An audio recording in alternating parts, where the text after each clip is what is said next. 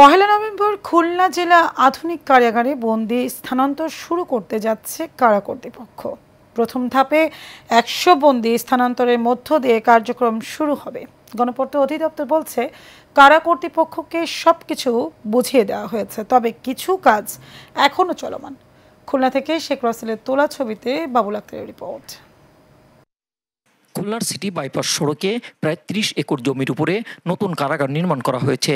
২০১১ সালে একনেকে ১৪৪ কোটি টাকার বাজেটে ২০১৭ সালের জুন মাস পর্যন্ত মেয়াদ ধরে কারাগার নির্মাণ প্রকল্পের অনুমোদন দেওয়া হয়, কিন্তু নানা জটিলতায় ৮ বার নির্মাণ কাজের সময় বাড়িয়ে অবশেষে কারা কর্তৃপক্ষের কাছে হস্তান্তর করা হয়েছে নতুন কারাগার। যদিও এখনও শেষ হয়নি কিছু কাজ।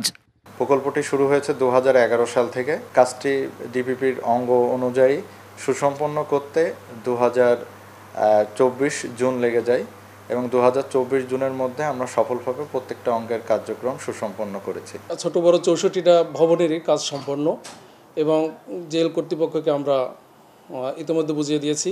ছোট কিছু ত্রুটি যেটা এখনও আমরা শেষ পর্যায়ে, একদিন হয়তো লাগবে, ১-২ দিন লাগবে।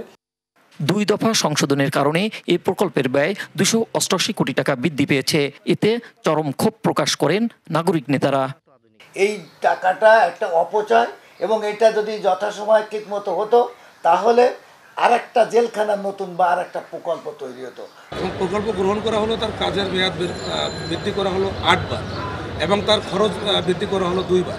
এই যে জনগণের অর্থ যারা অপচয় করলেন তাদেরকে উচিত হচ্ছে আইনের আওতায় নিয়ে আসা।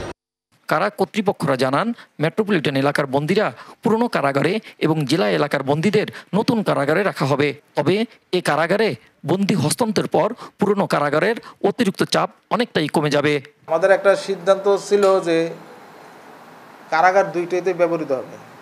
মেট্রো আসামিগুলা আপনার পুরাতন কারাগারে থাকবে, আর বাকি জেলার আসামিগুলো এবং সাজাপ্রাপ্ত বন্দীগুলা নতুন কারাগারে থাকবে। এবং আশেপাশে যে কারাগারগুলো আছে যেখানে আপনার ওভারক্রাউডেড, ওইখান থেকে সাজাপ্রাপ্ত বন্দীদেরকে এখানে রাখা হবে, আনা হবে। নতুন কমপ্লেক্সটিতে ছোট বড় ৬৪টি ভবন রয়েছে। নারী, পুরুষ, কিশোর ও দণ্ডপ্রাপ্ত বন্দীদের জন্য আলাদা ব্র্যাক, ১০০ শয্যার হাসপাতাল, স্কুল ও মোটিভেশন সেন্টার, হস্তশিল্প, প্রশিক্ষণ শেড এবং বিনোদন সাংস্কৃতিক সুবিধা থাকছে এই কারাগারে। আধুনিক এ কারাগার খুলনার বন্দী ব্যবস্থাপনায় এক নতুন দিগন্তের সূচনা, যেখানে নিরাপত্তার পাশাপাশি বন্দীদের শিক্ষা, চিকিৎসা ও পুনর্বাসনের সুযোগ নিশ্চিত করা হবে, এমনটাই প্রত্যাশা দক্ষিণ পশ্চিম অঞ্চলের মানুষদের। Babul Akhtar, Asian Television, Khulna.